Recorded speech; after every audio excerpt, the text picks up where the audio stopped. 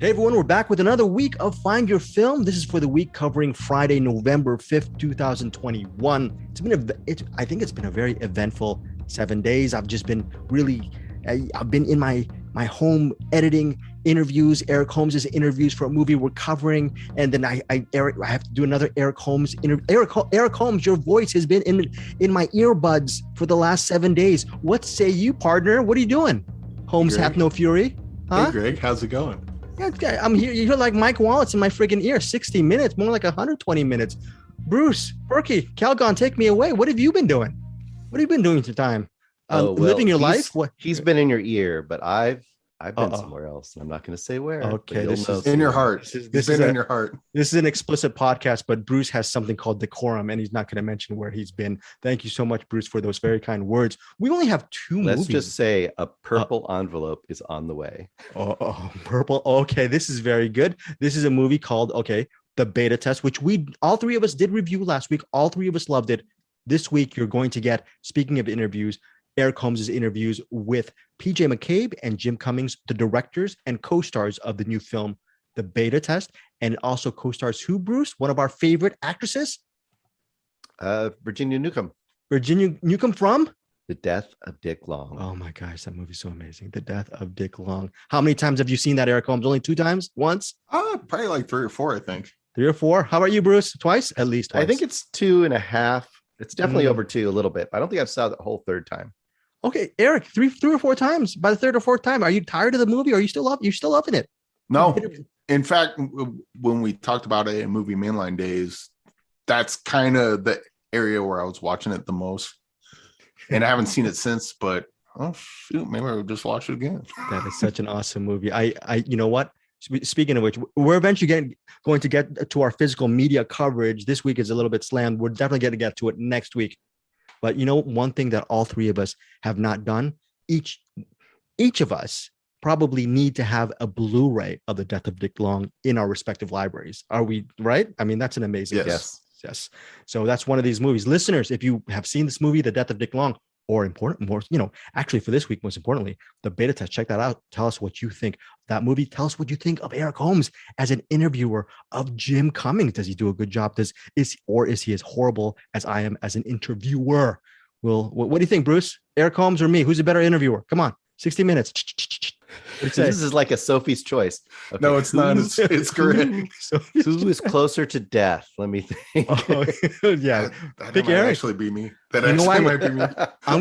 You're not making it easy for me, guys. Here's how much my body's falling apart. I got real sick a couple weeks ago. And was just coughing up a bunch of stuff, and I think I might have broke or bruised my rib because now it hurts to breathe because every time my rib goes, expands and contracts. Oh, it hurts so bad. But I'm on ibuprofen now, so.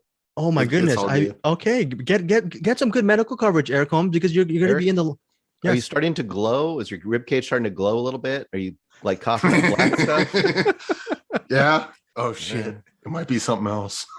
Yes. Oh well, hopefully you can get those ribs checked out, even though you're working on your movie and you're going to be directing very, very soon, sooner than later, Eric Holmes, and you're also working on your game. You need a good doctor to help mend your ribs up because you're going to be doing Find Your Film until you reach the ripe old age of 90. You're going to be taking over this 40, 50-year podcast after Bruce and I expire. But we're not expired now. We're still living right now. Me and you, Bruce, we're the old guys here. Eric's the young one. He's going to be the next generation to Find Your Film. This week, we're covering 2 big movies. It's an interesting connection. We have One Shot, a movie starring Scott Adkins, and there's another movie called Hell Hath No Fury that's directed by Jesse V. Johnson. Eric Holmes, can you tell our listeners why is there some kind of simpatico or connection between One Shot and Hell Hath No Fury? Do you know the answer to that? Well, let's see. Jesse V. Johnson, who directed Hell Hath No Fury. What movies did he do? He directed Vengement. And he directed the Debt Collector movies. Yes, wonderful movie. Oh, you know what? Scott Adkins was in those, wasn't he? Very good. Yeah, he certainly was. I miss him in Hell Hath No Fury. But this is the cool thing when teams break apart, sometimes you get 2 awesome things separately. And that's the case this week. So I'm pretty excited about it. Bruce Berkey, do you remember the first time Eric Holmes waxed poetic about Scott Adkins to you? Do you remember? Was it our movie mainline days? Do you I remember that very vividly. It was, yeah. I was like, I'm not an action guy, so I'm like, I don't know. But I watched Avengement like the next week, and I was like, okay, now I know. So Yeah, now you know. So it's going to be interesting to hear what Bruce Perky has to say about One Shot and Hell Hath No Fury. These are two very different films, but they sort of I was going to use the word languish. They sort of exist within the same kind of universe, and we're going to get to a reason why, because it actually goes to Eric Holmes' own interview with Scott Adkins, which I thought was a very good question you asked Scott Adkins. We'll talk about that during the review of One Shot. Now, also on this program, Bruce, you're going to have a couple of recommendations. You have a Hulu recommendation that's from 1932. There's this. There's this guy named Michael Curtiz. I think he's popular. What has Curtiz done? He did a movie. Something about Sam and a piano. What did we do? Are you talking about Dr. X? I don't remember that in Dr. X at all. But very good. He did make Dr. X. Oh, he made Dr. X. Okay, I was very interested. There's going to be a movie from 1933 that Bruce Perky will be recommending. There's also a Vimeo short, some bunch of shorts. And then Eric, you actually did something I never do. Since pandemic, you actually went out into the world. What did you do this weekend, Eric? I went to the movie theater and to see Antlers, and then went to see last night in Soho.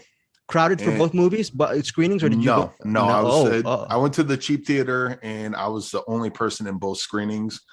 And I had some downtime, so I was able to read a little bit of Chameleon by Ric Fischer in between movies. By Ric Fischer. Yeah. Who's that guy? Who's he? He's a wonderful Amazon best-selling author. Believe it's number 1 on the Amazon charts. I could be wrong about that, but just take my word for it. Okay, well, you know what? Chameleons, Ric Fischer. It sounds, and I like the cover. There's a big palm with a world and like a snow globe or a world on that person's hands. It's interesting. I don't know what that is. Eric, can we get Ric Fischer on the program? Do you want to have him? What do you think, Bruce? Should we have Ric Fischer on the program? Make it so. Yeah, let me hit him up real quick and see if we can. Yeah, here we go. Here he comes. Okay. Tell Rick that we're gonna put him somewhere in the middle of the show to make this a very interesting edit. Maybe we'll have Pete freaking a beta from Middle Class Film Class drop the beat on Chameleons. We'll see what happens towards the end of the program. How about that? Yeah. Yo, Rick, drop that beat. Okay, now without further ado, we have a lot of movies to cover. Actually, we only have 2 featured, but we have some really good recommendations and some recent features thanks to Eric Holmes. Now, Eric, let's start off with One Shot. Sir arrived 10 days ago. We the only ones out here? Just us and our guests. A cell in Europe has been trying to build a dirty bomb. We traced it to D.C. The detainees that come here do not depart until we've properly vetted. Are you a mean man, sir? It's been a terrible mistake. We screw up and one of these guys hurts the homeland, it's all over CNN. Something's not right. On me.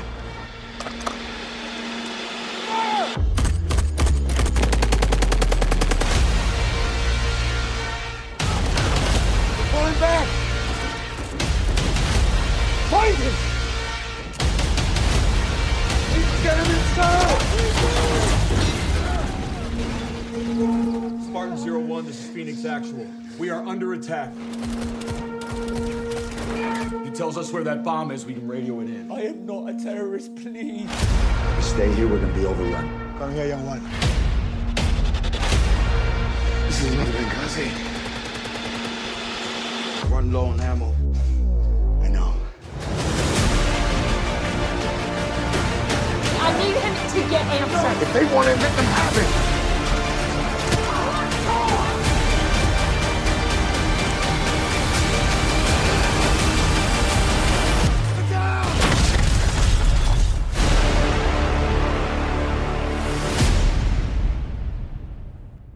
One Shot centers on the head of a Navy SEALs crew, played by Scott Adkins. He is assigned to accompany a CIA analyst, played by Ashley Greene Corey, to actually take a terrorist away from a prison base, a very secretive prison base. And their mission is compromised when a bunch of insurgents attack the base and everything runs amok. This movie is called One Shot. It's directed by James Nunn, and it is supposedly one shot. It's the premise is it's a oneer, but it really isn't a oneer, isn't? It's not a oneer, right, Eric? Because what did Scott Adkins tell you at the beginning of the interview? He said he wasn't going to tell me where the edits were, so theoretically it could be a oneer. Oh, well, yeah. He didn't say it wasn't. He just said he wouldn't tell me where the edits were. Yeah, he hinted, and then James Dunn actually, when I interviewed him, he said this movie is not a oneer. That there were some hidden cuts. So if you want to listen to the full interview, check out our recent Find Your Film post with our interview with Scott Adkins and James Dunn. So it's a oneer, supposedly, with maybe a couple of edits. Also co-stars Ryan Phillippe as well. You know what? Let's start with Bruce Purkey first, because we know Eric and I were kind of simpatico with this whole interview thing. So maybe there might be a running bias with One Shot. I give this movie 5 stars. Right now, I could watch this movie 500 times, and I just love the bleep out of this movie. But I want to see someone who has more of a even eye on One Shot. Bruce Purkey, let's go.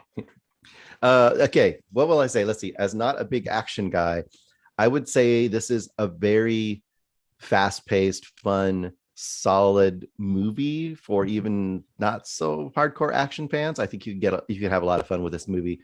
The way I would describe it, well, first of all, you're not going to go into this movie looking for some very subtle political stuff. So if you have problems with bad guys are bad, good guys are good, that's pretty much what you're going to start with in this movie. That's just the framework. You're here for the action, and you're here for the stunts, and you're here for the kind of dazzling, one-shot premise of this movie. Now, how to describe it? I think it's not as flashy and as over the top as something like Hardcore Henry, but it has a little bit, and it's not a first person. We'll say that right out the gate, but it has a little bit of that ethos to it, where this is kind of this breakneck, kind of very few pauses, kind of never-ending, kind of a labyrinthine action story that goes on. Now, what I think is really cool about it, and in your interview, which I'm sure will be up soon, you even discussed this with the director.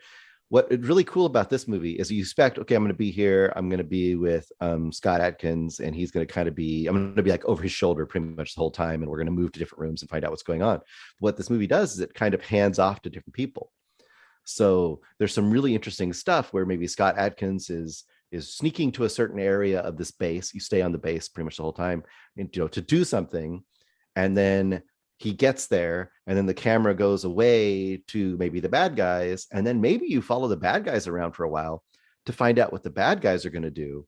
So now it kind of does that interesting classic suspense thing, the bomb under the table thing, where now what the bad guys are planning because you've been following them for the last 5 minutes. And then you somehow get handed back to your heroes, and you're like, oh, wait, I know what's coming, and they don't. So there's a lot of interesting stuff, I think, in this movie about that. Now, once again, logic, negativities.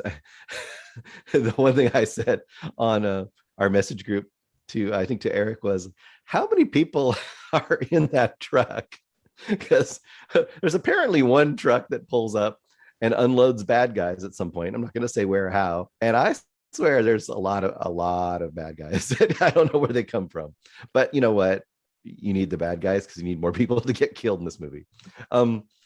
Yeah, it's, if you like action, this is a no-brainer. If you're kind of iffy on action, it does get a little violent, but it's not gonna make you uncomfortable, disturbed, other than gunshots, basically.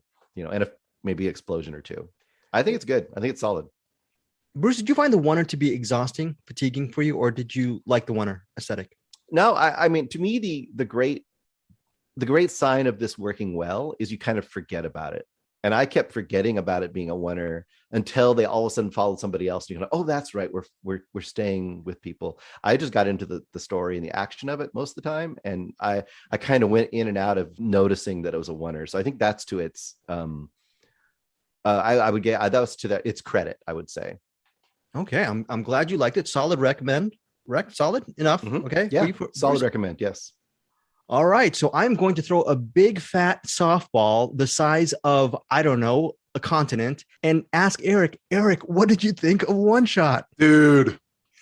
That's my entire review. That's your no, I love this movie. Again, everything Bruce said about the action and the Warner is like ambitious as hell. But I also like when they kind of break away from Scott Adkins and you get to see like the breakaway with the one guy that has to put on the vest, and you just the camera just stays on him, and you can. Are you willing to fight with us? Yes, I'll do whatever it takes. Good to hear that. Here, put this on, and he knows what he just agreed to. But he has to maintain, and the camera does not leave his face. You just get to watch him just, oh God, this is going to happen. This is going to happen. You can just see, you can almost read his brain as the camera's following him. They got another character who is sneaking around the compound, trying to find a way out. And he finds some clothes and he's putting on different clothes. Oh, does anyone hear me? Is someone coming? And so there's all that suspense in moments like that. And then there's other moments where they're in a hallway, and people just keep coming in. Someone throws in a hand grenade. Shit, where do we go? Not many places to hide in the hallway with a hand grenade. And it's just it has a bunch of moments like that just kind of keep me on the edge of my seat. And speaking of Ryan Phillippe. Yeah. I've been calling Ryan Phillippe forever, and then I heard someone say Ryan Phillippe. I've been saying it wrong this whole time, but I'm an idiot. No, it's. But I really like him, especially in Way of the Gun, and I knew he was in this when I started watching it, but he didn't show up till like about halfway through the movie, and then when he did show up, I was like, oh fuck, this movie just got fucking sweet. And I think one thing that kind of crossed my mind when watching this is this reminded me of it's not a Metal Gear Solid movie, but it reminded me of it. And then I'm wondering, why haven't they not cast Scott Adkins as Solid Snake? This is stupid that this hasn't happened yet. Oh, very good. That's as close as we got so far, and I'll take it. But yes, I love this movie, and this is top tier Scott Adkins, which coming from me, from my perspective, that's saying something, because he's got a bunch of bangers, and I think this is probably right up there with this might be like top 3. Because you got like Undisputed 2 and 3, and Boyka's kind of the same movie. It's kind of like Gremlins and Gremlins 2. I just smash them together and cheat. But you got Undisputed, Avengement, and One Shot, and this could be number 1, 2, or 3. Like those 3 could swap places all day long. I fucking love this movie. I love this movie too. Let's also give a shout out to Ashley Green Corey, who plays a CIA analyst. She has her moment to shine as well. This goes back to Bruce's point that the camera actually, it's a wonder, but it trains itself on certain characters. She has a really intense interrogation moment with Amin Mansour. He is the alleged terrorist in the film. He's played by the actor Walid El Ghadi, and that actor Walid El Ghadi playing Amin was a person who's looking for that bulletproof vest, and he brings a lot of humanity into the role. Really well acted film. Also, the bad guys in this movie are really well etched too. There's 2 real big bad guys, and they each have their moment. And I'm not going to say what kind of moment they have, but it's like Bruce said, if you want the action, you got it. And if you are a Scott Adkins fan, this is going to be probably top tier.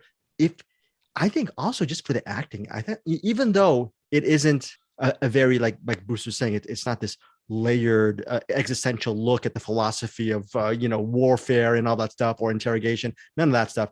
This is just a meat and potatoes action film with a really ambitious aesthetic and also some really good performances. Eric Holmes asked a really great question during his Scott Adkins interview, which you guys definitely have to listen to. And Eric, I want you to just tell the listeners what Scott said about how you were actually pointing out that movies like One Shot, with its action-packed and ambitious stylings, is probably a lot more visceral and a lot more pleasing to you than some of these $100 million action films, right? And Scott Adkins gave you a really great answer. Do you remember what he said to you? Well, he said they've been doing it for a long time, so of course, it makes sense. And I agree with them. The thing is, like, Hollywood's been making action movies for a long time too, but they never quite get to that level.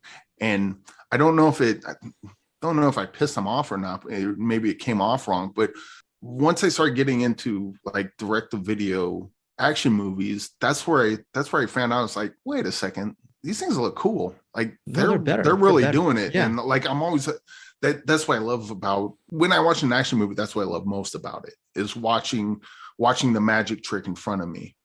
And then when they can do long takes, like not even just like one shot where the whole thing's one take, but like even the fighting scenes are usually one take, or the camera goes back and you get to see them really duke it out. And it looks like they're getting hurt, looks like they're getting thrown around, looks like they're dying, and they're not, because at the end of the day, it's all a trick. And that's what I really love about it. And that's what's impressive about it. As opposed to the CGI cut every single second version of a Hollywood film, right? Yeah. Yeah. And now there's movies like Atomic Blonde or the John Wick movies, but those are also directed by stunt coordinators. So they know what's up too. Yeah. But like I don't know. I'm not gonna shit on Marvel. I'm trying to think of another example. Oh no. We need them to sponsor us and to make us all rich, right, Bruce? Are we gonna sell out for Marvel? I'll just say other movies. They don't, because they have the big movie stars, but they're not action stars. Like Scott Adkins is an action star. Sho Kosugi is an action star. Michael Jai White is an action star. These people, they're great actors, but they can also have the physicality. You don't get that with Liam Neeson. So when you get Liam Neeson on set, you have to double. You have to do a bunch of quick cuts and everything to kind of sell it. And then when Scott Adkins, we love you, Liam Neeson. We love you, Liam. Oh yeah. But no. But it's like crypto. Buy low. But then when they have someone like Scott Adkins in a Hollywood movie, he's usually like it's great to see him, but you have gold right there. Fucking use it. He's right there. Yeah. You have gold. And then during my interview, James Dunn, I was thinking, hey, this is the kind of guy. Do you agree? Do you guys agree? This guy, James Dunn, with whatever money he had to make one shot. I mean, give this guy $100 million, and he said during the interview, hey, I'd be happy with 50. Can you guys imagine what he'd do with a lot of money? Give him $100 million, and he would have made 10 one shots. No, but it'll be interesting to see. I can't wait to see Scott Adkins and James Dunn getting huge budgets for their stuff, because One Shot is really, really well done. It's a 5-star film for me. I just really loved it. High recommendation for me. High recommendation from Eric. Solid recommend from Bruce all around. Anything else regarding One Shot? By the way, the movie hits theaters on Friday, November 5th. And also, if you are like me and you like staying home, you want to stay home, you can also check out One Shot on demand. Love this movie. Now we're up with our next movie. This is a very interesting movie because, first off, Eric Holmes, let me throw it to you. You said, Eric, you said that you've loved Scott Adkins' work for a while. Does that mean by default you have always been a fan of the work of Jesse V. Johnson? No, actually, because I watched a lot of Scott Adkins movies and then I fell off for a while. Not because I don't like him, just I was watching other things. And then when I came back to him, then he had already been working with Jesse V. Johnson. And then so I kind of had to play catch up with him. But yeah, he's pretty fantastic action director as well. Okay, well, Hell Hath No Fury. Okay, this is an interesting movie. It's very right post World War II, like right after World War II. There is a French national named Marie Dujardin, played by Nina Bergman. She's rescued by American soldiers, but here's a catch. The reason why they rescue her is they believe she knows where a whole stash of gold bars is hidden, supposedly hidden in the middle of a graveyard in a cemetery. And that's the only reason why these soldiers want to save her. Probably once she actually tells them what the location of these gold bars, they're going to probably kill her. One of the American soldiers is played by Louis Mandylor, who is a frequent collaborator with director Jesse V. Johnson. And that's pretty much the movie. It's about her trying to play a chess game between her and the American soldiers to survive. There's also very quick flashbacks regarding her own relationship with a German general or soldier or high-ranking official. And she's branded a traitor by her own countrymen. And she's obviously branded a traitor by the American servicemen as well. So it's this woman who's trying to survive amidst, she pisses off the Germans and the Americans really don't care about her. This is the movie Hell Hath No Fury. You want to tell us where that gold is? Maybe we can all go home. I'm doing my best to remember. I promise. If I were you, I'd keep real still, Marie.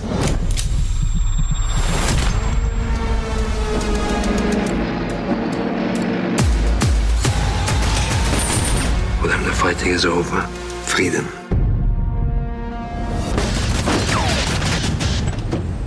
Ne tire pas. Je Je suis résistante. Then we're going to tar and feather that girl. She begged us to help her. Promised the major buried treasure. We don't find that gold by sundown. This will not end nicely for you. No gold, Major. You're the one that told us there was gold here, Marie. Vive la France! Stay out! They here waiting for us. I don't know. She's a liar. Hitler's elite guard. Think there's a chance they just pass us by? Hell no, they're coming. We will let you live. You gotta help us kill these Nazis. You said you can shoot. The question is, can you really? If we ambush them just right, they die. Get in position! We won't stand a chance.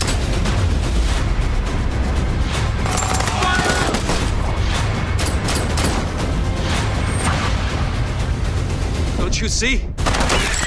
She's using you.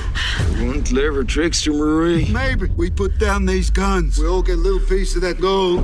We got a deal? No more deals.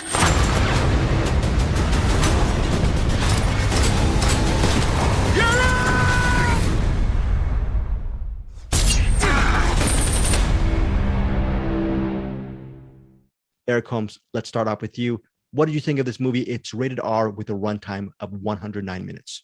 This was really good too. I mean, it's no Avengement, but it's still really good.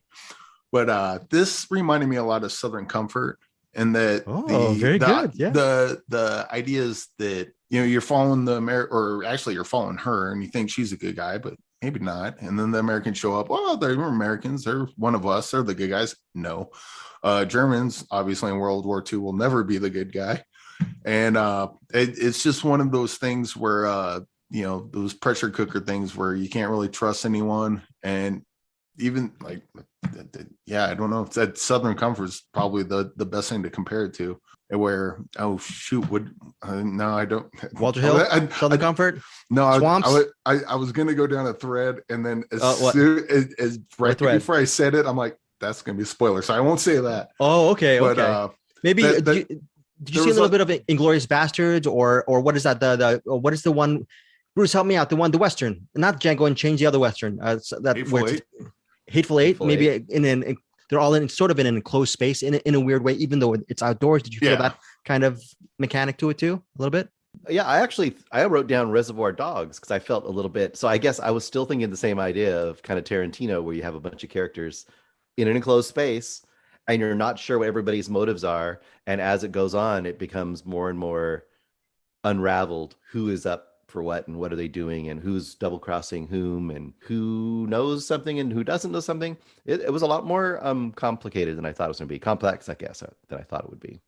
One thing about Hell Hath No Fury, it doesn't feel like a movie of today, and I mean this in the best sense, because you guys have listened. Bruce, you listened to my interview with Jesse V. Johnson. He's a huge, like us, he's a huge cinephile. So do you see a little bit of movies from yesteryear, like from the 50s and 60s, if it was upscaled to modern? Do you see some of that old school aesthetic in Hell Hath No Fury? And does that work for you in general? Yeah, I do see that actually. It does feel a little out of time. I mean, it's supposed to be obviously a period piece, but the filmmaking style and the story writing style is also a little bit out of time.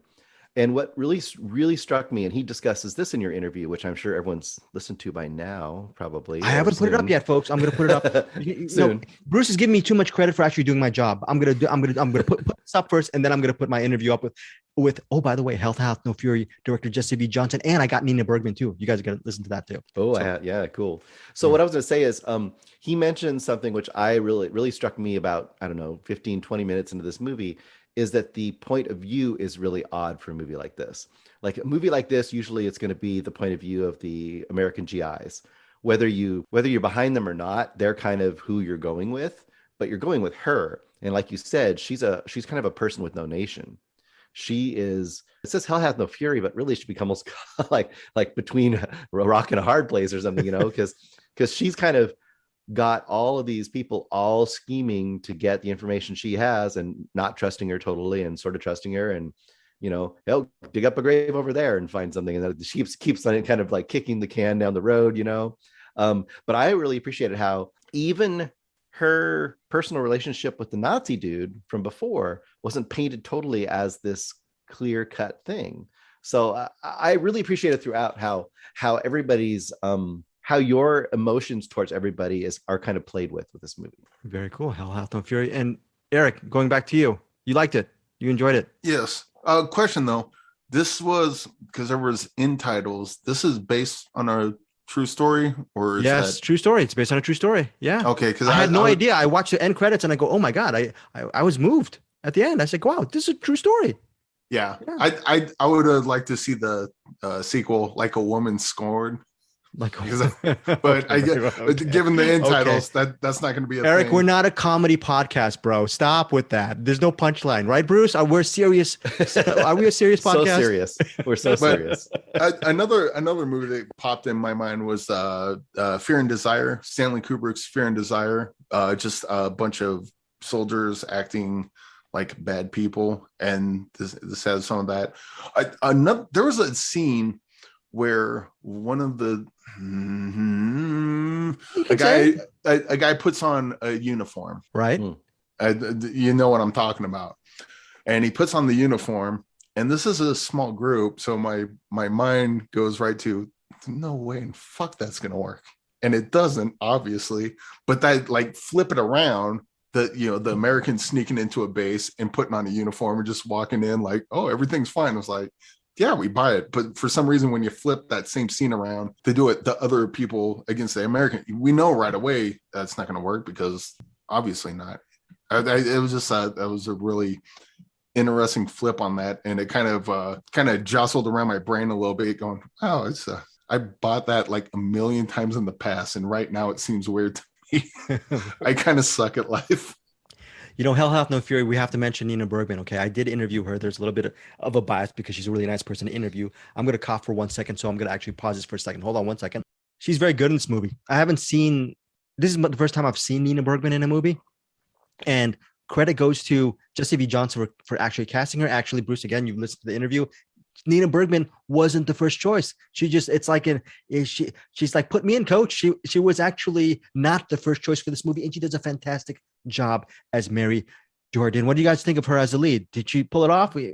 Bruce, Eric, what do you think? Yeah, very much so. I think this doesn't work half as well if she doesn't do a really good job and you don't really buy her, because she's the focus of the whole thing. Yeah. Okay. Yeah. Hell Hath No Fury for me. I love Avengement, Jesse V. Johnson's Avengement. I was expecting this wall. I had just seen one shot and I was like, yeah, Hell Hath No Fury, be action movie. And there's going to be a lot of machine gunning, a lot of people dead and all this stuff. Nope, you're not going to get that with Hell Hath No Fury. There are bullets to be had. There is action. There's action in this movie, but it's really more of a character-driven piece, as Bruce was saying, that really it's really about a woman without a country. So how does she navigate and try to outsmart all these three influences around her, with pretty much death right around the corner for her? So Hell Hath No Fury for me, solid recommendation. Bruce? Yeah, I'd say solid recommendation. I would only caveat, because I say caveat. Oh, very good. Only caveat I would give people is understanding that this is not like a gritty, really ultra realistic kind of movie. This is kind of like elevated pulp, almost like neo-noir, but war noir. I don't know how to describe it. So kind of go in with that attitude. Like this, you're going to get more than you think from the type of movie it starts out. Cool. Eric? Yes, watch this along with Southern Comfort. It'll be a double feature.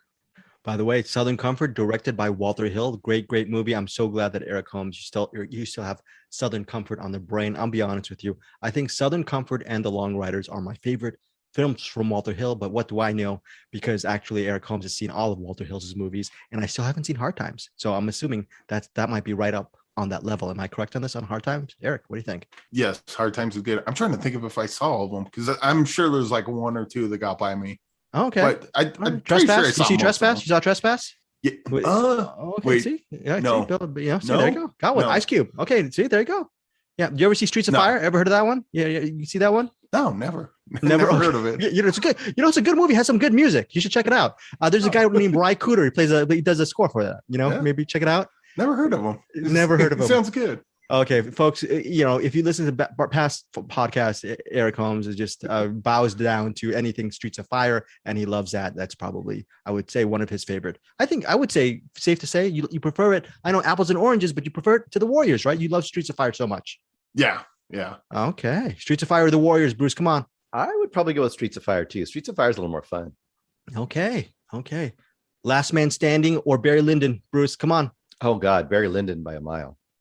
How about you, Eric? Last Man Standing or Barry Lyndon? What do you think? I will watch Barry Lyndon one of these days. Oh, again. One of these days you will watch Barry Lyndon. One of these days I'll watch Rosemary's Baby. And then one day, Bruce, what will you watch? Some Wong Kar-wai. Wong Kar-wai, In the Mood for Love. Yes, I can't wait. It's in the box now. So. In the box. But thank you, Matt Stillman, for that. It's kind of a recommendation. It's a recommendation from Surya Chang from Snakehead. So she loves Wong Kar-wai's, and also we've been doing a lot of interviews. I just posted that a couple of days ago. So a lot of stuff down the pike for Find Your Film. We're not just a weekly review show. We get once in a while we get some interviews, and for some reason the last several days we've gotten like about 500 interviews, and it's going to be on your feed very, very soon. Those are our 2 featured reviews. Let's start off with recommendations. Eric, you have a recommendation? Antlers, Scott Cooper, interesting director. I love Black Mass. I love what else? Oh, Hostiles, I think, is an underrated Western, but Antlers, I don't know. Anderson was mixed on it. He still recommends it. Do you recommend it? Did you love Antlers? Was it a good mesh of drama and horror or not? I don't know if I recommend this, and I'll explain why. Oh, okay. But I did love the ever-living shit out of this movie. That seems incongruous. Incongruous? Yeah. Incongruous? Bruce, what is it? Incongruous? Oh, sorry. In Congress? What? In Congress? It doesn't make sense. How about that? Is that better, Bruce? Maybe layman's terms. It doesn't make sense. My fault. Yeah.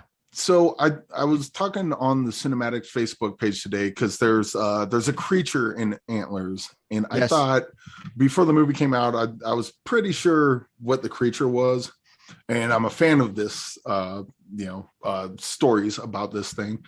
And so this Antlers is the movie that I put it like this. Someone saw me, thinking about this creature. I was talking about how, they should make a movie about it. And then Guillermo del Toro came up to me and says, oh yeah, I was thinking we could do a movie about this, and this is what I'm thinking. This is a script. I'm like, well, that's fantastic. Yeah, who would you get to direct it? Scott Cooper. He'd be pretty good because you got to get real dark. And he's like, okay, Eric, we'll be right back. And then they went away and they made the exact movie about this that I wanted to see.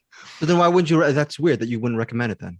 I would not recommend this because this movie is dark, like really dark, and it may be because one of the characters looks almost identical to my nephew, and that really kind of twisted. I nearly cried a couple times just because I felt so bad, and the kind of the setup to the story. I'm not even sure how much of this we should give away because this almost works better if you go in cold. Okay, cold. But at the same time, I want to say the name of the creature, and I won't. I would. We talked about Undine. Undine, yeah.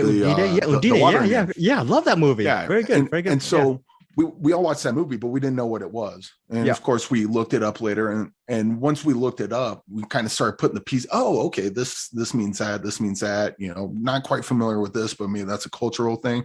I think it would behoove people to look up what the creature is and maybe do a little homework before going in. Because I think if you do that, you're going to get a lot more out of this movie. On the other hand, if you want to go in cold, which you could also do, you can watch the movie for what it is. And maybe you like it, maybe you don't. But then you look up what the creature is, and maybe that'll start filling in some gaps later on. Because this creature has a certain aspects about its lore that I always thought would make a cool movie, but I wasn't quite sure how to tie it in.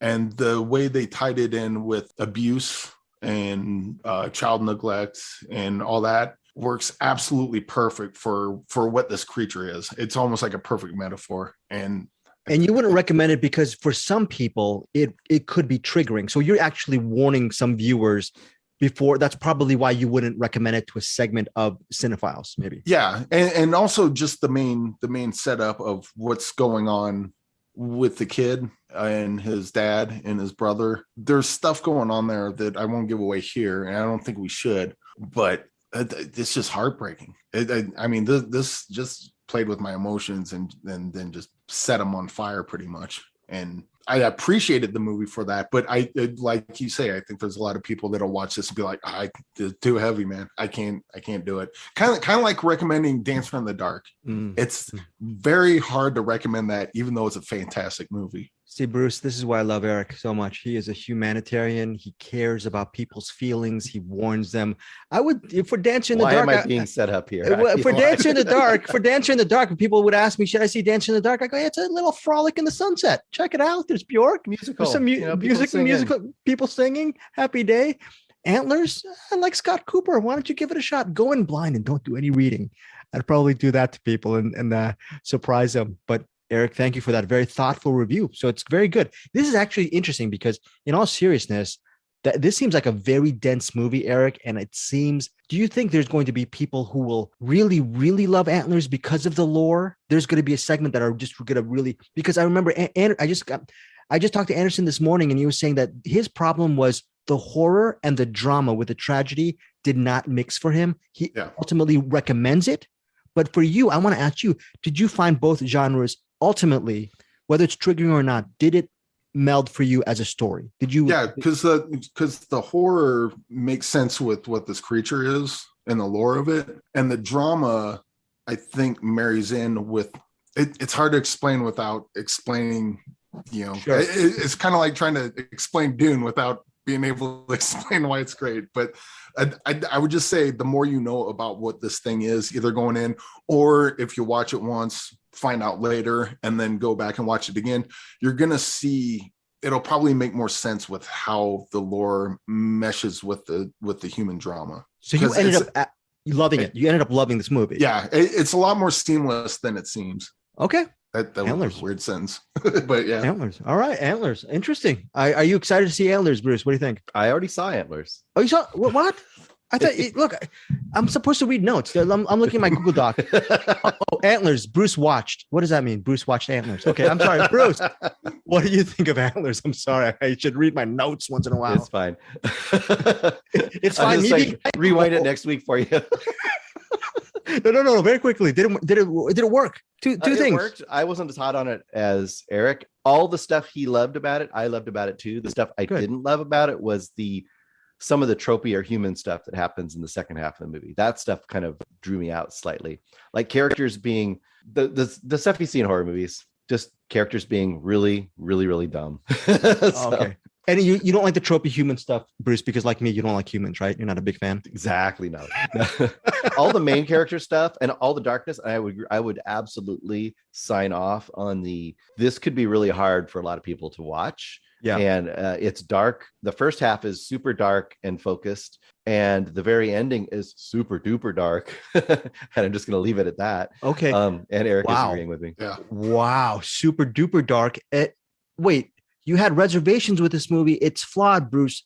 Yeah. Well, it's just stuff where it's a solid. Yeah.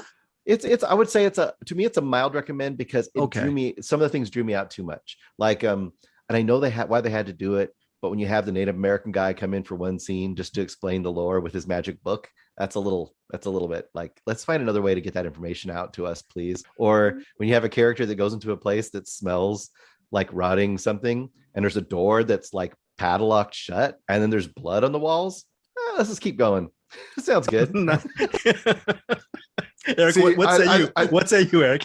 Well, first of all, the Native American explaining it, and actually he's probably like Native Canadian, I think. But regardless, the native indigenous person, how's that? Yeah, there you go. That person would be the one that knows about this. Like at a 100% would absolutely right, know. but just pop them in for one scene. That's what annoys me. I get it. I'm just saying that would be the one person that knows unless they had me, and then they're like, what the fuck's this white guy doing explaining how I have that person be the damn sheriff in the whole movie is what I would say. Yeah, there you go. But to your point, like when they walk up to the house and they smell something, that's See, I get it. I get why why what they did after that pulled you out, because I get it. But I was so excited that they noticed that smell, that like all the little details they got right. I was so jazzed about that when they did something stupid, I'm like, yes, I don't even care. Yeah, dude, they got that one part right. And once again, I'm not saying it's bad. I'm saying it's totally fun and entertaining. Yeah. And this has a great creature. It has some great like aftermath of creature stuff. I'm just saying, like, it's so consistently, tonally, and narratively solid that when it does that, it aggravated me. It aggravated me. I was like, you could have been a contender. You could have been perfect. Okay, on the waterfront. I would say, to your point though, I get that, and I think a lot of people would have that same reservation. The reason it went right over my head was because I was excited about other stuff they were doing within that set. But would you also agree, Eric? Some people are going to like that stuff the best. Some people are going to be like, that's the movie I want to see, and they're not going to want to see the other movie. You know, the movie the part of the movie that we like the best. Some people are going to be like, oh, finally, this is getting what I want it to be. It's just a monster movie with people doing dumb stuff and getting killed. So. And I would also say that we need more movies like this with this creature in it. Okay, so that's cool. Zombies have been done to death. Let's do this one a couple more times. I'd be cool with it. So Antlers gets a strong recommendation from Eric Holmes, a mild recommendation from Bruce Perky. And yeah, all right. That is Antlers, currently in theaters as we speak. Now, Bruce, what's your recommend? Give me a recommendation from this Casablanca director. What you got? Casablanca, that's the one. Michael Curtiz. Yes, Michael Curtiz. Curtiz, whatever. Yeah, Curtiz. He's I don't know. I never got to talk to him about it, so I don't know how to say it. Let's say Curtiz, because that's a very bougie thing to say. Michael Curtiz. How about that? Yeah. I had been listening to Joe Dante's. He had like a whole Halloween series this last couple of weeks. And it was just a bunch of people coming on recommending movies they thought were pretty cool. And I had never seen the 1933 Mystery of the Wax Museum. And when I saw who directed it, and I saw that it was like the same year as King Kong, and just after I think he did Dr. X, I was like, oh, okay, I got to check that out. And I've seen House of Wax a ton of times. The 50s version, it has Vincent Price and I think Charles Bronson in a very early role. So I didn't know that was a direct remake of this movie. And it really is a direct remake. This movie stars Fay Wray. So she's in 2 giant movies that year. Fay Wray is awesome. For all of you who just heard her name and never really like watched her and stuff, she's pretty damn great. Lionel Atwill is in this as the Wax Museum artiste, Ivan Igor. Ivan Igor. And what a name. Yeah, I know. And then the main actress in this movie is played by Glenda Farrell, and you might know who she is better than I do. She seems like she's been in a ton of stuff back in that era.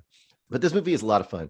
If you like these kind of 30s, I mean, it's more mystery than horror, but it's just got that amazing Art Deco like set design and production values. This is color. This is one of the super duper early color movies. So it's pretty faded color, but it's still kind of cool. And the thing that's kind of interesting about this too is it's played almost it's the mystery of the Wax Museum. So it is kind of more of a mystery. And really the driving force is the Glenda Farrell character. And she's kind of this, you know, gumshoe, I'm going to go get the story, fast talking. There's a lot of quipping, you know, back and forth between her and her editor. And she's going to get the story. She's going to get the scoop, and she's going to figure out who's been, you know, robbing these bodies and stuff. And in the meantime, you have all this amazing, you know, art deco style, you know, Universal almost style early horror. It's if you dig that kind of stuff, it's worth a look because it has a lot of fun aspects to it. It looks still pretty. It doesn't look faded and whatnot because it's 1933, Bruce. Yeah, it looks really good. And the thing about a lot of those movies, if you haven't watched movies from that era, when these get restored, some of them just look fabulous. You know, all the old Frankensteins and some of those, because they were really at such a high level as far as set design and everything. And they made these giant, huge, really interesting sets. I mean, like the Black Cat. We talked about the Black Cat a little while ago and how that had this really interesting design. Yeah, it's really cool. Okay, very good recommendation. And obviously, Michael Curtiz, he's directed Casablanca, and one of the things here's another couple movies he's done. In 1945 he directed the Joan Crawford film Mildred Pierce. It's another big movie he did. And I'm looking at some of these other movies. The Jazz Singer in 1952, a little bit of a movie there. Yeah. And then also 1954 he directed White Christmas, which was a big hit. I remember watching that as a kid. There's this Specifically, there's this movie called The Proud Rebel. It's a Western starring Alan Ladd and Olivia de Havilland. As a Western fan, I enjoyed it. And the thing about Michael Curtiz is he had a career that lasted over 40 years. And for some reason, or actually about maybe 35, 40, close to 40 years. And he was very underrated, did some classics, but still to this day, I remember there was a book that was released some years back, just chronicling why his work is so underrated, why he as a director was so underrated. But this is very cool. This is a pick on Hulu, right? You can watch it on Hulu.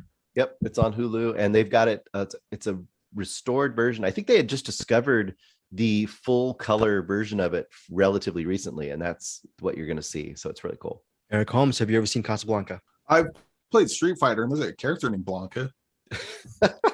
I've never seen this house though. You've never seen? Aren't you a romantic, Eric? It's a story about war-torn love, and there's a guy named Sam. He plays piano, and when you tell him not to play that song again, he starts playing a song that you don't want to play it, and it's in Morocco, right? Isn't it Morocco, Bruce? And what did you? Are you a Casablanca fan, Bruce? Do you like that movie? What do you think? Oh, geez, it's good. I think that and Gone with the Wind, I've seen like zero times. Probably seen the whole thing. I probably see the whole thing, but not in one shot, like pieces of it here and there. Okay, now let me ask you a question though. Do you think Casablanca would probably be better or worse than this new Edgar Wright film called Last Night in Soho? Eric, what do you think? You saw the movie? I think it would be worse. Ooh, but some people might not agree with me. So okay. That's clickbait. It's better. I'm gonna at Edgar Wright on Twitter and just say Eric Holmes says it's better than Casablanca. But what makes Last Night in Soho worth a watch for you? Is it's Giallo references? It's the mystery. What do you think of the movie? Well, first of all, I need to back up a little bit because I saw Antlers. And that movie wrecked me emotionally. And I knew that I was going into because I was double featuring them at the theater. And I knew that I was going to go into Last Night in Soho. I'm like, oh, thank God. We got an Edgar Wright comedy coming up next because that's going to bring me down. Wait, when you double feature, are you in the theater? Did you go back to back on these? Yeah. Oh, very cool, man. Yeah. I haven't done that in years. So I went to when Antlers was over. I had like 20 minutes before Last Night in Soho started, before the commercials started. Luckily, I brought this wonderful book called Chameleons by Ric Fischer with me, and I got to read some of that, and keep my head down. I wasn't having to pay attention to the Eric? trailers. Which, if you don't like to watch trailers in a movie theater, bringing a book with you and reading that's much better than using your phone. No, you know that Chameleons, Ric Fischer. Did you get him on the horn? Maybe after this review, maybe we'll have him on the show. What do you think? Yeah.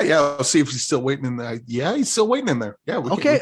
We'll put Rick out right after Last Night in Soho. So Last Night in Soho, Eric. So anyway, you're wrecked. So anyway, Antlers wrecked me emotionally, and then I read a bit of Chameleons. That brought me down a little bit, and then Last Night in Soho starting. I'm like, here we go, and I was not prepared for this because Last Night in Soho, it's got a couple funny parts, but this is not. If I didn't know ahead of time that this was an Edgar Wright movie, I would have no idea. This feels more like a Brian De Palma movie than anything else. Why am I not seeing this movie? Wow. Okay. I don't know. Is it a good Brian De Palma movie or a bad one? I would say so, but I mean, you're the expert. Maybe it's not a Brian De Palma movie at all, and you'll watch and go, Eric, you're full of shit. But this is what I thought when I saw it. Okay. It's oh shit, what's her fucking name? Yeah. Anya Taylor-Joy. Yeah, Anya Taylor-Joy. So Vince. Sorry, I'm kidding. So you got the not Anya Taylor-Joy, but the other girl. She moves to Soho. Before that, she's talking with her grandma, and she sees someone in the mirror. It's not Anya Taylor-Joy; it's someone else. But you learn right away that she sees things. Whether these are dead people in the past, it's not real clear even as you go on through the movie. One thing is clear that once she goes to Soho, she ends up at this apartment loft, I guess, upstairs. And this old lady's renting out this loft and she's renting it. And because she wants to concentrate on school and being in the dorms just wasn't working for her. And she goes to sleep and she wakes up and she's like in 1960s Soho. And she walks into, this big club, and she walks in, and you've seen it in the commercials where she looks over at the mirror, and it's her and Anya Taylor-Joy's in the mirror. Yep. And so throughout, every time she goes to sleep, she gets more and more of Anya Taylor-Joy's story. It keeps progressing. And you learn quickly that Anya Taylor-Joy is a woman coming into Soho wanting to make her name as a singer and a dancer. She's got her, the bright lights, big city, that sort of thing. And she's got her dream and she wants to follow it. Well, in order to follow the dream, she has to put up with a lot of abuse, mostly sexual abuse. And the movie just keeps getting worse for her as it goes along. And the girl that's kind of living her life through the dream, when she's not asleep anymore, the nightmare starts coming to life with her, and to where she can't tell if it's a dream or, dreams and realities become blurred at that point. This actress is played by Thomasin McKenzie. That's right. She's best known for her work in Leave No Trace. Yes. And it just keeps getting more and more kind of depressing as it goes along, and more kind of mysterious and weird. And then it gets to the end, and there's a part at the end where I thought that Edgar Wright was just going to fall on his face. It seemed like he was taking a position where I was like, what the fuck are you doing, dude?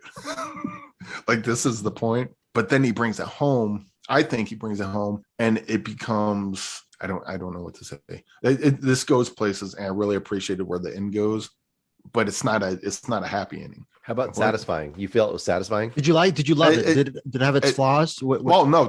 So without a doubt, this is Edgar Wright's best ending of any of his movies, because it got me thinking some more. But again, I just saw Antlers. I didn't want to think some more. I wanted something fun to watch, and this wasn't it. Not to say that this is bad. This is a really good movie, but yeah, that ending got me thinking of some stuff, and it got me really sad for all the characters involved, and it kind of got me thinking about, because people still put up with this stuff today. This is 1960 Soho. We're in 2021's Earth, and this shit still goes around. It still goes on, and it's really sad.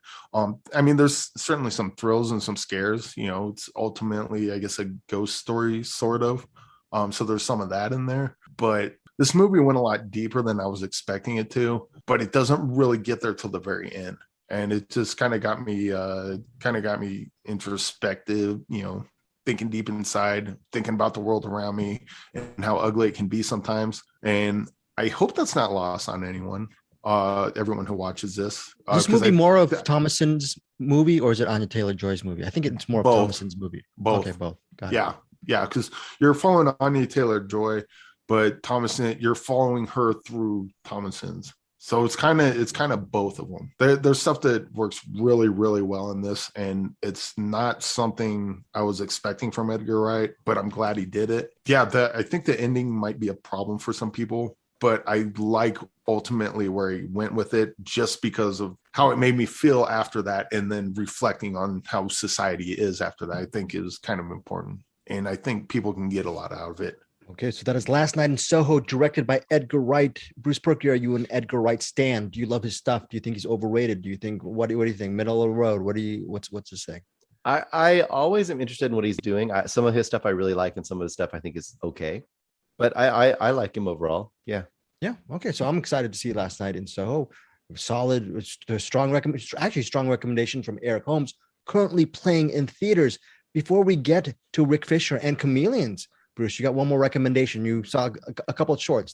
Yes, you wanted to big time us with a couple of these shorts, huh? A little style. Well, no, actually, I was thinking about this. Like, we talking about how when you get physical media value adds and all this kind of stuff. Well, yeah, I don't have the physical media of Thunder Road. I should, or Wolf of Snow Hollow. Should, or the beta test, which we'd like to. So if you want to get the extra features, here's a way you can kind of make your own extra features for Thunder Road.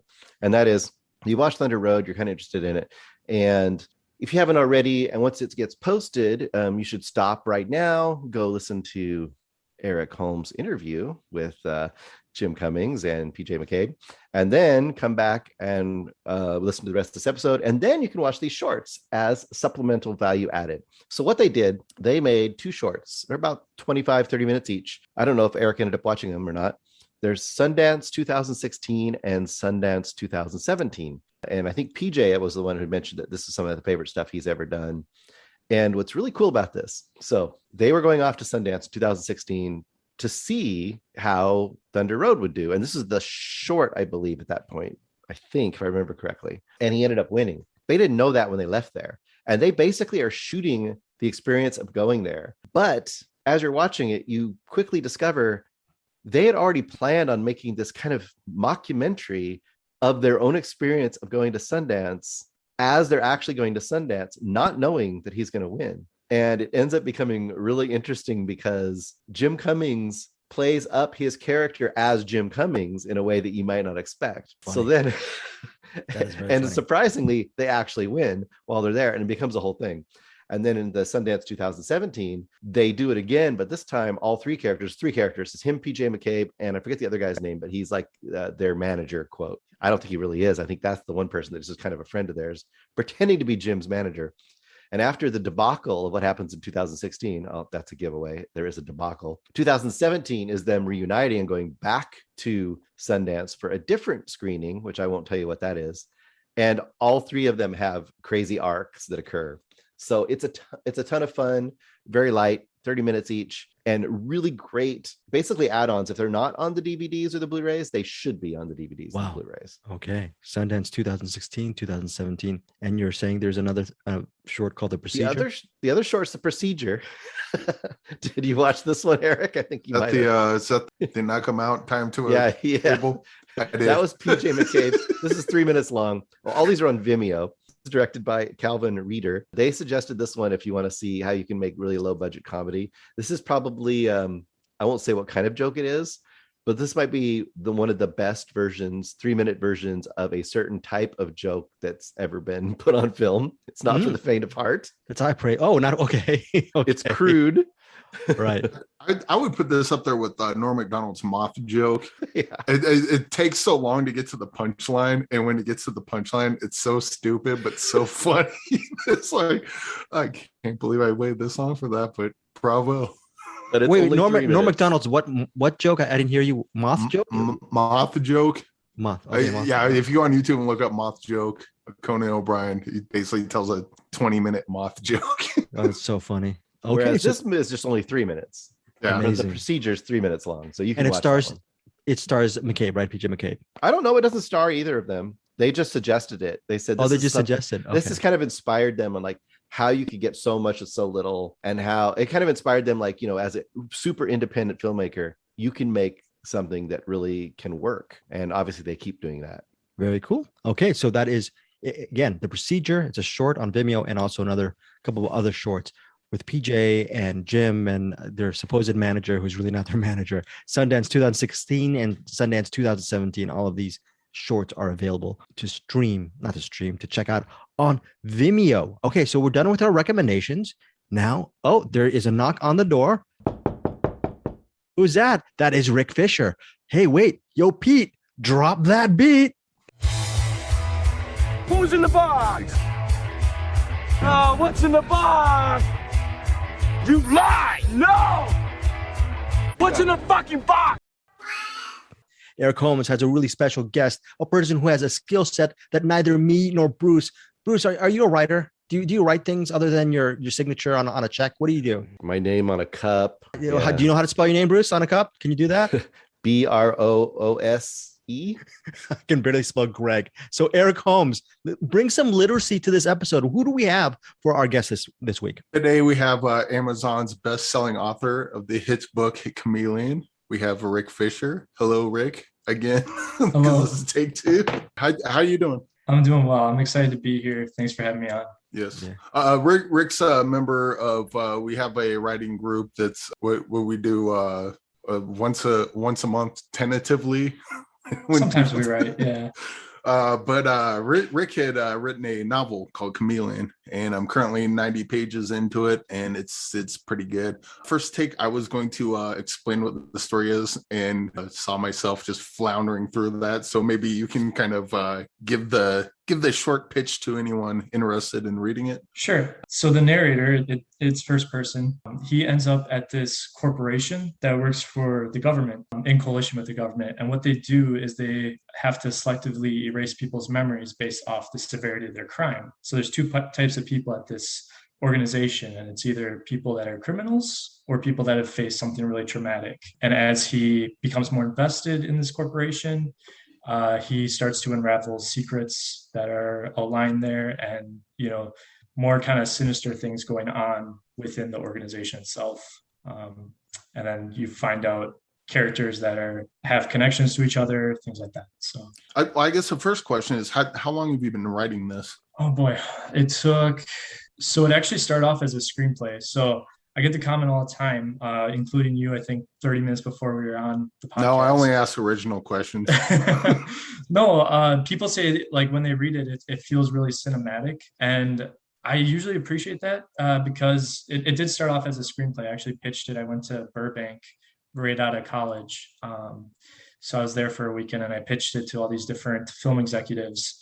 And there was a lot of interest to it, but as soon as I came back to the States, I didn't hear from them again, which is kind of how that usually goes from what I understand. People seem interested, but like to actually have someone on the hook, it's rare. But I felt encouraged by the people that were, express interest, or to have so many people ask me questions about it, that I realized like I really want to explore the characters more. I wanted to flesh out this story, and I thought I could do more with it than just keep it comprised to a screenplay. Yeah. One of the things I like about it so far, and we talked about this off air with the science fiction, it's kind of hard to get going because there's so many brand new concepts that this particular world kind of throws at you. But then once you get going, it's real fun, especially like watching the main character kind of gets chosen to become a liminist. And then they get to go on their first kind of job, I suppose you would call it. And you just kind of get to watch this world unfold, and it's quite fun. I never quite know what's coming. Like I get the idea of what's coming next, but I never fully know. And especially the first job, because they have to basically, while one guy's kind of prepping the guy, the other person has to get rid of everything that could trigger his memory to come back, and the amount of detail you have in the process that they go through is pretty staggering in a very good way. Yeah, and I think that's mostly intentional because I was very specific how I wanted the characters to interact, and I wanted it because it's coming from a first person's perspective. It comes from Craig Dawson. I wanted everything that's happening to be facilitated as if he knows what he's talking about, so I didn't want to be explaining all the technology to the readers. Basically, he's interacting with the world as if he knows everything, like this is all regular day life. So I know that's some things that have kind of been a little more difficult for other people, and it's meant to be. I hope it rewards like kind of revisiting it and going back and seeing some herrings that were laid out to hatch like different ideas and things like that. So Rick, how long did it take? How long did it take for you to write this, just in general? And then also, I'm sure you're getting a lot of people asking you, is there a difference between getting a publisher or self-publishing?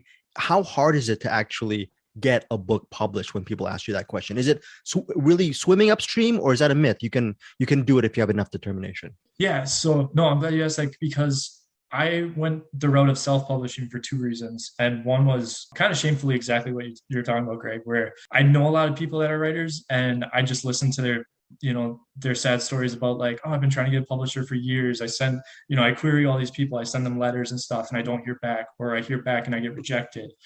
So I just decided to kind of streamline that process. And I said, if I self-publish, I can avoid all the rejection, as long as I feel like I'm putting out a good product, right? But so it was much easier for me because as long as I had the money to support like getting the editor, getting the proper, cover designer, I didn't need an illustrator luckily, but formatting, those are all things that kind of out of pocket, but that also gave me a lot more control over what the design was. Like a lot of times if you publish with a traditional publisher, like they're going to choose your cover, they're going to choose the different aspects of your book, but it was kind of cool because like I got to choose all that. I had to kind of keep saying it back and saying, okay, tweak this. Like they'd come back with a new idea, and then I'd say, okay, this is pretty good. I like, these changes, but I still need these changes. So it was a very collaborative process, but the whole time I felt like very in control of it. Like I had all control over the design and everything. But how long it took me to write it, I think I started writing it when I was like a sophomore in high school. And then, like I said, I pitched it after college. So, and then from there, it's still, I'm 30 now. So, and I just published it this year. So it was a while. Unfortunately, like COVID, not a great time for a lot of people. I was able to make the most of it with really having time to write, honestly. So. That is really, really cool. And I'm sure with your self-publishing, I'm sure you're thinking about, I was just thinking when you were answering that question, all of the awesome books that were really well written, great stories that are buried because they don't get self-published. They get to a publishing house, they bury it with a horrible cover, illustration, horrible marketing. I can't even imagine the scores of books out. Have you ever thought about that? The scores of well-written books that just get an early grave because yeah, for sure. And I mean, and you guys are familiar with that, but as far as movies too, like how many movies don't get made because like they don't have funding or like brilliant ideas, but they can't, take it to the next level. But yeah, for sure. And that was another reason. Yeah, I said I was doing self-publishing for two reasons. The other reason was to basically learn the whole process. Like I wanted to go through all the steps. I wanted to learn so that I had, because I didn't plan on this being a one and done. I planned on it being like this is learning the process. And then in the future, I'll have the confidence to do it again and hopefully again and again and again. But we'll see where it goes. But yeah, there's a sadness to art because there is so many talented people that just don't get the opportunity or don't pursue it for one reason or another. So I'm sure this will change in time, but with what you went through to get Chameleon self-published, if a listener right now, let's say they have their novel written, what are the steps that they go that you might be able to impart to streamline that for them? Like what websites do they go, or where do they submit it to, or whatever the process is? So I think one thing, people can always argue about the bad things about the internet, right? But one thing that's great about it is the connectivity. We have our writers group where we get together and we're all kind of in the same boat. Like we want to write stuff and we want to work on stuff and we can bounce ideas off each other. Building that sense of community, really important. To know other people are kind of in that same ship with you, and then to remind them it's not sinking, right? Like it's okay. Like we all have issues. We all have procrastination problems. We all have different life things that get in the way of what we want to do. But what I always, I guess, tell people, and I mean, I'm by no reason, like I consider myself a student and will be for a long time, but things I've learned from other people is that you have to write something when you love it as much as when you hate it. Like if you hate it, putting word to paper is much better than just sitting there for like 2 hours being flustered and not putting anything down. That's what editing is for. Like you have the opportunity to go back and always like change things. So a few people I will mention, and perhaps you've heard of her, but because she's kind of a big booktuber, but her name's Jenna Moresi. She's a person that she does videos actually every Wednesday. So she puts a video out. I've become a huge fan of following her stuff because she constantly has like a feed of like, these are the top 10 tips for writing this, or these are the top 10 tips for writing this kind of character. Just really great information. She's a best-selling author of a series called like the Savior's Champion series, Savior's Sister. She just goes through that process. And she also, talks about doing Skillshare. Like there's so many different ways to get knowledge or any kind of competence or anything with writing, because there's so many different avenues out there. Sometimes that's a hindrance because you don't know what outlets to go to and you find yourself doing more research than writing, but that's just kind of the problem of it sometimes. So what would be your next novel, or do you not have an idea yet? Or if I could like snap a finger and go, here's $10 million or however much it costs to write a novel, like what are you writing today? I've been working on it. I won't say where it's at, and I will say it's definitely, whereas Chameleons was, you had talked to me about trying to talk about what inspired Chameleons, and I honestly don't know, which I feel like is a bad cop-out, but I think subconsciously a lot more affects me than I realize, because I can definitely see like a mix of ideas. I could see like some Minority Report or something in there. Yeah, I was a big fan of that movie when I was younger. The next project is going to be fantasy. So like young adult fantasy. So there's a little bit of just, I know it's a horrible thing, but when you pitch your book to readers, you're saying this has a splash of, I know Eric Holmes, he's a huge Harlan Ellison fan. Is it a touch of Ellison or maybe a touch of Philip K. Dick? What's that like really easy tagline that you can pitch people? Oh boy. For the second one or for the first one? For the one right now, Chameleons. For the one right now? Yeah. Yeah. So I definitely say a bit Minority Report. And I think Phil K. Dick, wrote that. So I guess I'd go with that. I still have trouble pinpointing it because like I say, like all of our ideas come from somewhere. I used to always say like, I wish I'd grown up in like the 70s or 80s before the internet, where I didn't feel like I was writing an idea and I was stealing ideas from other people at the same time. But I just don't think that can really be avoided anymore. Like everything's been written, everything's been, you can still have something different and unique and authentic, but it's usually comes from somewhere, right? Yeah. Hold on one second. Bruce, what was it like when you and I were growing up in the 70s and 80s to actually have something without the internet? What was it like, Bruce? Come on. What do you think? Was it one? Did we have an imagination like as good as Rick or Eric, or were we? I think we were told what our imagination was based on whatever was showing on TV that week or what we could possibly see in the theater, and that was about it. So yeah. That sounds like a very Orwellian statement there, Bruce. What are you doing? There's pluses or minuses. Hey, I want to throw one little quick thing in. So you kind of talked about how you had it originally as a screenplay, or you're thinking it as a screenplay, and then kind of reimagining that or repurposing it more into novel form. Do you see a value or an advantage to having to kind of look at it through both processes? I think I did. I know the screenplay. So I actually had a screenplay for the second one I'm writing now too, but it kind of depends on who I talk to, because some people don't like they say it feels cinematic, and I think some people don't like that. Like I had a comment from someone who's a good friend of mine as well, but he just said the story is so like well envisioned in ways that like he likes to be able to imagine things himself, and he said there's room or areas where like he didn't feel like he could. Like I described it a certain way and then he had to see it that way. So I thought that was really interesting, because obviously I'm still learning and everything, but like I never really thought of that. I just know when I like see things in my books and things, like I do see it very specifically and in a particular way usually, but I didn't realize like how that could kind of like hinder someone else. So that was really interesting. But for me, it definitely helped with the writing aspect of it for sure, because I feel like I was able to write it a lot more because, in a way, like I did have all my beats. Like you hear about people that like write all their beats out or, have their bullet points, whatever. And I basically had that laid out by having the screenplay done already. So after I finish this next one, it'll be interesting because I don't have that next phase for it. So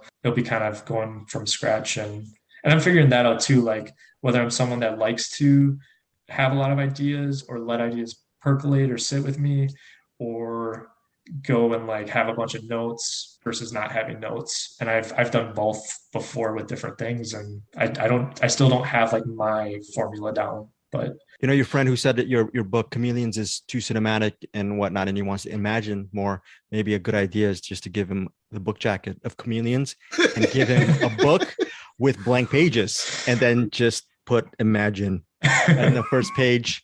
But before we let you go, Rick, we want to ask, part of our Find Your Film universe is asking filmmakers and now authors to name some of their favorite movies. Can you just right off the top of your head name a couple of movies that really stick with you today, not just on a sentimental level, but resonate with you as a writer and more importantly as a cinephile? Yeah, so I know you guys will like this one because I think you mentioned it on a different podcast, but Blade Runner was very like instrumental to me. The original, I like the new one too with Ryan Gosling, but like the original with Harrison Ford was like kind of what's made me start writing. I just thought that was such a cool thing with the replicants and everything.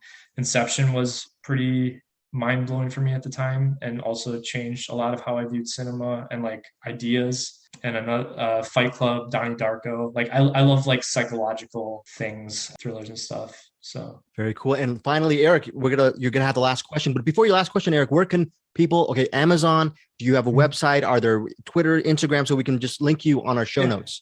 Yeah, absolutely. So the website, you do have to have the HTTPS : / or forward, but then it's just ricfischer.com, RICFISCHER.com. All my socials should be on there, I think, but if they're not, I believe Instagram should be at Ric J. Fischer. Facebook is author Ric Fischer, I believe. So people will be able to find me, I think. But yeah. I guess I will throw my last question to Bruce because he might have a certain box that he needs to fill. Yes.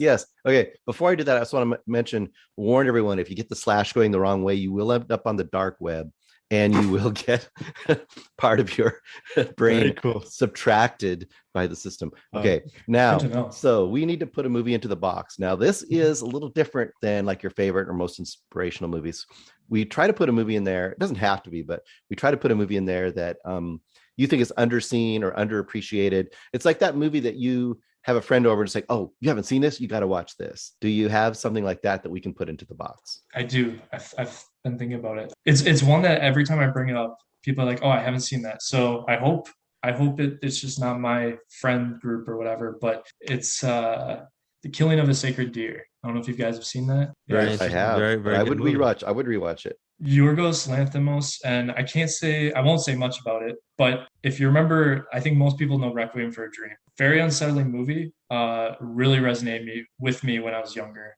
And then this was kind of the first movie since that kind of gave me that gut punch that Requiem for a Dream did. It just really interesting, kind of about karma, a little Greek mythology in there. If you know the tale of like Artemis and Agamemnon, you probably have a pretty good idea what it might be about. So very cool. Yes. Yeah, I was going to say thanks for coming on, and I will see if the next writers group, provided it happens. And thanks for having me. This was great.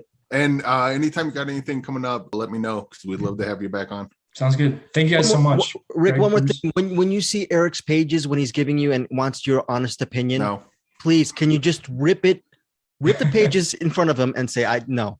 Oh, yeah, you can do that. They're usually PDF files, but you can try your hardest. Send him a virus. All right, thank you so much, Rick. No, this has been great. Thank you guys. All right, take care, man. All right, and we're back. Oh man, do you think it was wrong for us to leave him in that like Squid Game type room with for so long? Yes, Ric Fischer, author of Chameleons. We just put him. We were making him listen to every single episode of Middle Class Film Class. Now he's in a room, Squid Game room, and he has to answer all our questions regarding Pete Abeda's chairman of the board. Middle Class Film. What? By the way, Bruce, you listen to Middle Class Film Class. How different is it from our universe? You like it? You like it a lot? You like it? Yeah, I do like it. I mean, it's Tyler's just like good and. Yes, Tyler is great, and Joseph is great, and Peter Beta are great. I mean, they're just like us. They have their own personalities, and the difference is they've kind of feel like they've been friends for a long time, so they have a lot of inside jokes. And we're not friends at all. No. Oh, yeah. Okay, very good. Good to know, folks. If you want to hear a podcast with Eric, do you co-sign on this? We're not friends. I will not stand for any of this. You guys kiss and make up right now. Now, if he breaks big on this crypto that he's doing, now we'll readjust this. Yes. Don't say crypto 3 times, and Tony Todd appears. Now, last but not least, what do we got for what's in the box, Bruce? Well, we had suggested by Carlos Lopez Estrada, Do the Right Thing from 1989, Spike Lee, which I don't think I have seen since 1989 or 1990. I saw it in the theater and I liked it, but I mean, I just never returned to it. So I don't know if either of you have returned to it in recently. I saw it as a college ago. Oh, really? Okay. Yeah, a couple years ago. For me, I saw it as a college student, and I think there was a speaker right after it, but I would remember being blown away. Actually, I saw a double feature. It was a Spike Lee night. I saw She's Gotta Have It, and then right after that, Do the Right Thing. And that opening moment, it's that Rosie Perez dancing? Yeah, Rosie Perez. Fight the Power. Like, oh my gosh. Yeah, that scene, that opening scene still stays with me to this day. And obviously the music. So how does it live up 30 years later? I think it ages really, really well. For me, it ages really well. And in context, I'm not a huge Spike Lee guy. Spike Lee to me is one of those guys that like, he always has really interesting ideas and he always has flashes of brilliance, but a lot of times to me, his movies are super uneven and just don't quite gel. But for some reason, I think that at least with this one, he really did catch lightning in a bottle. I know, taking a very daring take on this movie, that it's good. Everyone pretty much agrees that it's a great movie. But for people who haven't seen this, what I think works really well about it is it's unlike a lot of his movies. This is so character driven. It's idea driven too, but the ideas are equally important to the characters. Whereas a lot of his movies, the ideas kind of overpower, I feel like, his characters. And here it's also such a great construct. You've got this simple little block in Bed-Stuy. I don't know what area that is. Is that somewhere in Brooklyn-ish area? I'm assuming one of the boroughs or something. Yeah. I don't know anything about New York, so forgive me. But it's like the hottest day of the summer, and it's a day from, Mookie, played by Spike Lee, waking up first thing in the morning. If we didn't mention Spike Lee, first thing in the morning till the end of that night, and then the very beginning of the next morning. So it's basically like approximately a 24-hour period, the hottest day in New York. And it's just, you got this kind of crucible of characters, and you just got every kind of character. And it almost seems like it could be a play, but in the best way. I mean, it's just colorful character after colorful character. You got the three old dudes who just sit there and watch everything, and they're kind of like the Greek chorus, and you've got Mookie, who's just running and doing his thing and trying to work for the Italian pizzeria. And you have the late actor Bill Nunn as Radio Raheem. I remember him. He's so good. Radio Raheem is amazing in this movie, and he's just constantly walking around with his giant radio playing only Public Enemy. That's all he does. And it always is causing trouble. And he's got the love-hate giant knuckle rings on. And you've got who else is in here? A really young Martin Lawrence, which I did not remember. He's like one of the kids, and he's in here, and he's like got to be, I don't know, 15 or something. Yeah, you got John Turturro, you got Danny Aiello, you've got John Savage comes in a couple scenes, Ossie Davis. I mean, this movie is so bright and energetic. This just shows him firing on all cylinders, and I think that it also, unfortunately, is really pertinent, and it sucks that it's so pertinent. I mean, it's almost like, and the whole point. This is what I think is really value added to this movie, other than it's just a great movie, is that you watch it. And I can imagine people watching this now who are maybe 20 years old and have heard of it, but never watched it. And they watch it and they might be like, oh, wow, he was predicting the future with this movie. And the whole point is, no, he was just telling you the reality that's already been for a long time. And then when you look at that and realize, oh, this was made in 1989, and that was already a known reality, and it's still a reality. It's pretty rough. So, but it's great. It's a good movie. How'd you see it? Oh, I saw it on Amazon Prime. It's a bunch of places, but you can get it on Amazon Prime if you have that. Okay, so that is Do the Right Thing, directed by Spike Lee and Eric Holmes. When you saw it 2 years ago, it still held the same power for you? No, I think it was more than 2 years ago. Because I was going to say, I think I saw it on VHS, which is... Oh, that's been a while. Like 20 years ago. It had at least been on DVD, but yeah, it's been a while for sure. Okay, so that is it. We are done for this week. Again, Ric Fischer's Chameleons will provide a link where you can actually purchase it on Amazon. We'll provide a link for that. And first, I always do this. What's in the box, Bruce? We have to shake the thing. Shake. So, but we got to promote the next week instead of what's in the box. Next week we'll do Captain Coon's, what does we call it? Hidden Gem. Hidden Gem. Yes. But we've already decided on it. Before that, yo, Pete, drop that beat. We didn't do that yet, did we? Yeah, we did. But guess what? Yo, Pete, drop that beat one more time. Who's in the box? What's in the box? You lie! No! What's in the fucking box? All right, guys, we're back. All right. What do we got this week? I've added a lot of new things, so it might be something new. We'll see what it is. Oh, I hope it's in the mood for love. I hope it's in the mood for love. It's not. Oh. It's a movie that just came up recently, and I haven't seen it for at least 20 years. Bobbleheads. Suggested by Brian O'Connell. Oh, hello, Brian. A 1988 movie. If you guys haven't watched this, Brian loves movies from the 80s, by the way. I will say this. I love him for that. Didn't he suggest Tough Turf? Was that his I believe so. Yeah. He also did. I think he also did Megaforce. I write these. I put them in the box. Look at this. Brian O'Connell on our Cinematics Facebook group. By the way, listeners, if you got into this portion of the podcast, if you join us on our Cinematics Facebook group, I give away a Blu-ray DVD, two discs every week, just for being a member.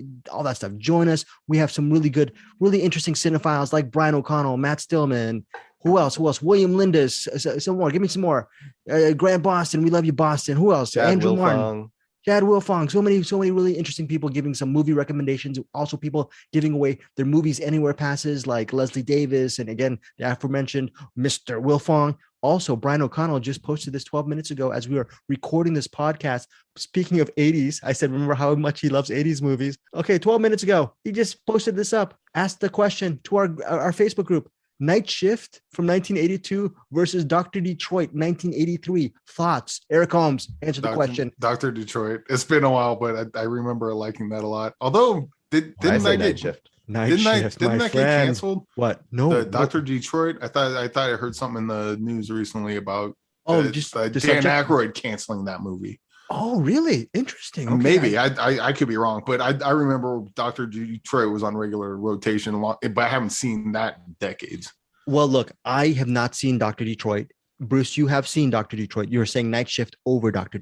Detroit, right? Yep. Eric, I'm so old that I actually saw Night Shift in the theaters, and this was the first time. If I recall, the lead actor in that was Arthur Fonzarelli, Henry Winkler. Wasn't Henry Winkler the lead in Night Shift?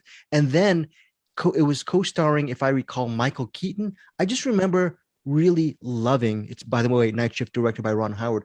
I remember Michael Keaton was the big wise ass in that movie, and I even at 11 I go, this guy's gonna have an amazing career. He's so funny.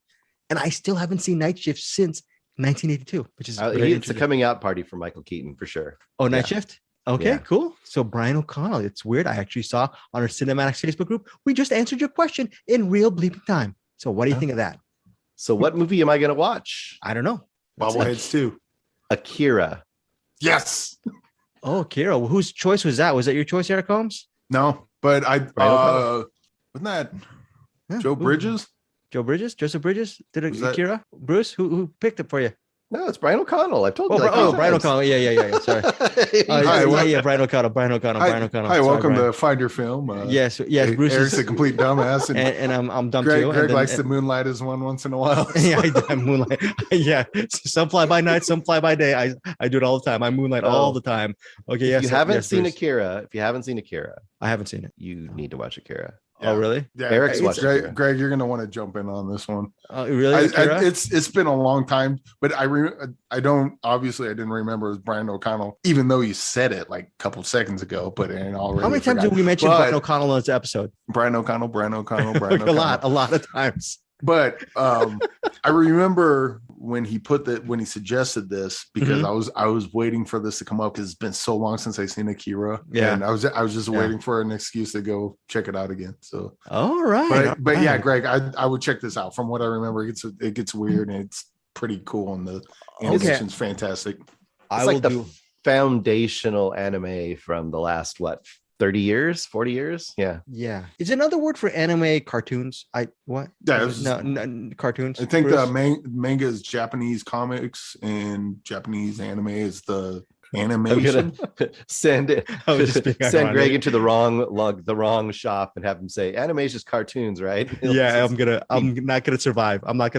I'll be censored. I'll end up like one of the characters from Censor, buried in Funko Pops. Okay, no, you know what? Years ago, someone told me, you know what I got to do is I've actually got to read the graphic novel of Akira and then watch it. But look, I don't have time to do that, but I will definitely, I'll jump on board on this and I'll check out Akira as well. Brian O'Connell, thank you so much for the recommendation. We'll be back next week for a review of Akira, and we have a couple of movies that actually I don't know yet. I think there's going to be a documentary that we're going to do on Julia Child and maybe another couple of movies as well. Eric, you have anything to say before we go? I love you guys. Love you too, man. Aww. Bruce. Oh, thank you, Bruce. Per usual, we're signing off with you. I love Brian O'Connell. Yes, and so do I. Brian, we've said your name way too many times. We're not going to say your name ever again. We will see you guys next week, and you too, Brian O'Connell, next week on Find Your Film.